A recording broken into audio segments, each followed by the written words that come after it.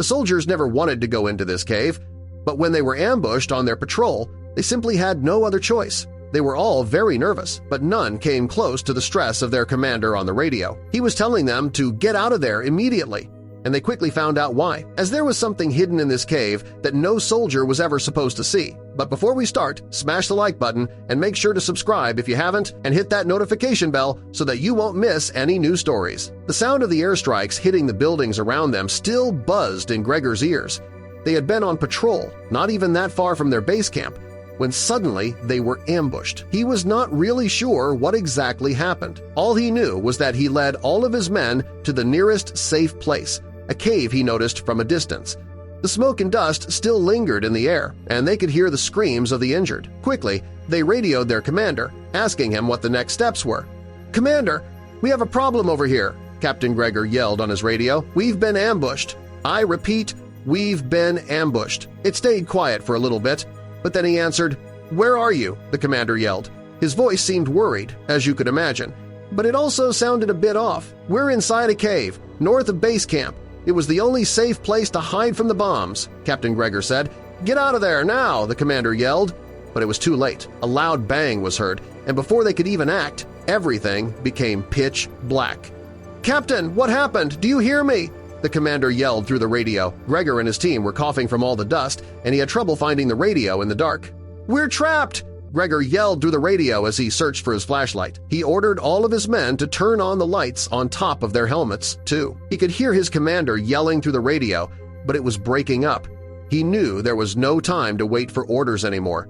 He had to find a way out of this cave for the sake of his men. That was the most important thing now. Get his men out of this ambush without losing them all.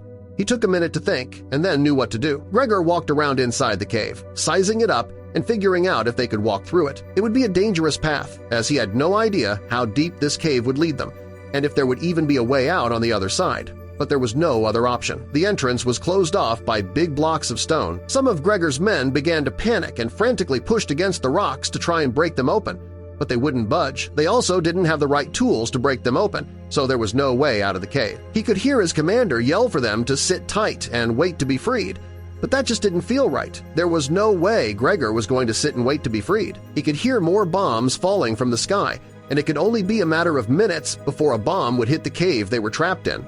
No, he had to find a way out, so he rallied up his men and told them about his plan to walk deeper into the cave. Most of his men trusted Gregor so much that they would follow him blindly, but there were a few who had heard the orders from their commander and refused to come.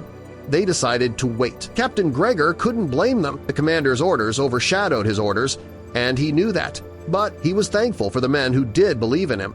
So they nodded their heads in a way of goodbye and ventured deeper into the cave. It was dark and dusty, and as they walked deeper into the cave, the walls closed in on them. It was a narrow path, but as Gregor confidently made his way through narrow tunnels and over rocks, he realized his plan could be successful. In some moments, the ground would shake and dust would fall from the ceiling.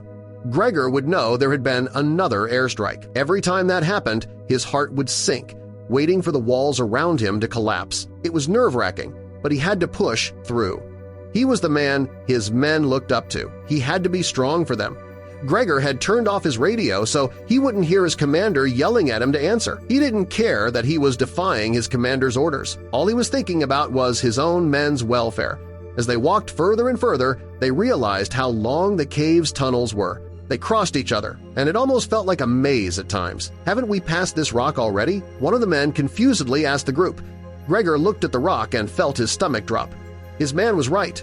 "No, we haven't," Gregor said, knowing he was lying out of his teeth. The last thing he wanted was to have his men panic about being lost inside the cave.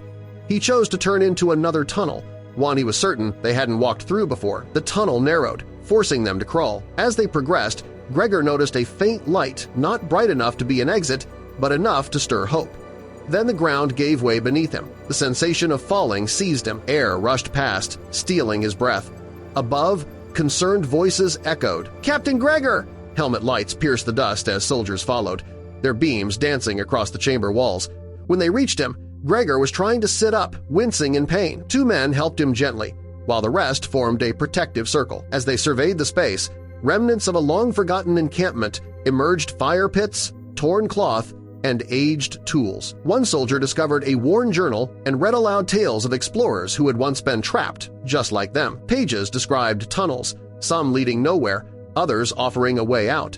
Suddenly, a soldier spotted something behind a rock formation, a stone door covered in mysterious engravings. Excitement and fear rippled through the group. Could this be the way out? Or another dead end? They gathered around the door, fingers tracing its symbols. Some sensed an energy, others felt wonder. After hours of debate, Gregor made the call. Together, we face this door. With unified resolve, they pushed forward. The door opened to a descending passage. Gregor led the way, torchlight casting long shadows. Eventually, they stepped into a wide cavern where, in the distance, a sliver of light pierced the darkness. The space was dominated by concrete, walls, rusted metal, and faded insignias. Among the debris, the squad uncovered crates marked with faded labels, revealing provisions and equipment from decades ago. Hidden among the relics were yellowed documents filled with mission details, code names, and locations. Nearby, obsolete communication equipment lay dormant. As the soldiers sifted through the materials, they pieced together a narrative of covert missions and intelligence work. Their search yielded a detailed map of the cave system, far more advanced than their previous sketches. The deeper they delved into the documents, the clearer the base's purpose became. The realization hit hard. This was never meant to be found. Their accidental discovery placed them in jeopardy. The cave had been carefully hidden, its secrets intentionally buried. Now, they were part of its story whether they wanted to be or not. Echoes emerged from deeper within footsteps, metal clinks, faint murmurs. Gregor motioned for silence. Torches were doused. In the darkness, the squad listened, breaths shallow, as unfamiliar sounds crept closer. Each passing second brought the noises nearer. They had to move. Injured but resolute, Gregor led. Natural formations provided cover as they retreated through the maze. Then, one soldier recalled the map they'd found. Unfurling it, Gregor traced a route that promised an exit. It became their guide, their hope in a darkening world. Gregor gathered his men and outlined a plan. Using the journal's notes and environmental cues, they would deploy decoys, leveraging echo chambers to mislead their pursuers. Their only hope was to outmaneuver and escape. As the encroaching sounds grew louder, a soldier triggered the first diversion, a cascade of rocks crashing down a side tunnel. It worked. The noise drew the pursuers off course, buying the team precious time. More decoys followed misleading footprints, discarded torches, and distant shouts. The cave's acoustics became their lifeline, but as they slipped through a narrow tunnel, torchlight flickered behind them closer than expected. A stone, dislodged by mistake, echoed ominously, nearly giving them away. Fortunately, the enemy veered toward an earlier diversion, granting the squad a narrow escape. After winding through tunnels, a sliver of daylight appeared, but hope turned to dread. Shadows loomed at the exit figures, blocking their path. The chase had led to a deadlock. Gunfire erupted, the cavern erupting into chaos. Bullets ricocheted, flashes illuminating terrified but focused faces. Gregor shouted orders, and instinct took over. Years of training kicked in as the squad used shadows and stone for cover. They coordinated silently, setting ambushes and flanking the attackers with precision. As the dust settled, several pursuers had been overpowered. The tide had turned. The squad had captured enemies, faces now filled with reluctant respect and fear. Breathing heavily, the team regrouped. Minor injuries were tended. Gregor called them into a huddle. "We're almost there! Stay sharp!" Exhaustion tugged at them, but so did determination. Daylight grew brighter with each step. Cool air kissed their faces, a stark contrast to the stifling cave. But near the exit, voices rang out. As they emerged, they were met by a line of armed soldiers. Among them were familiar faces, old comrades, including their original commander. He stepped forward, stern. "Captain Gregor, explain yourselves. Why enter the forbidden caves?" The tension was thick. "It wasn't planned," Gregor replied, "but what we found changes everything." He presented the journal, maps, and captured enemies. These prove what's buried below: covert missions, unspoken truths. The commander scanned the documents, his expression darkening. Negotiations began, laced with caution. "Let us walk away, and the cave's secrets stay hidden," Gregor offered. "And if I refuse?" came the reply. The standoff hovered on the brink of collapse. Then one of the captives spoke. "You think this was random?" he sneered. The implication was chilling. Had their journey been orchestrated from the start? Another captive, a historian, revealed more. This cave holds sacred truths. It's not just a hiding place, it's a tomb of forgotten power. His warning wasn't about strategy, but legacy. Gregor's mind raced. This wasn't just about classified operations. It was about history twisted, hidden, protected. And now they were part of it. Finally, Gregor turned to his commander. "We need a way out for all of us." A long stare passed between them before the commander nodded.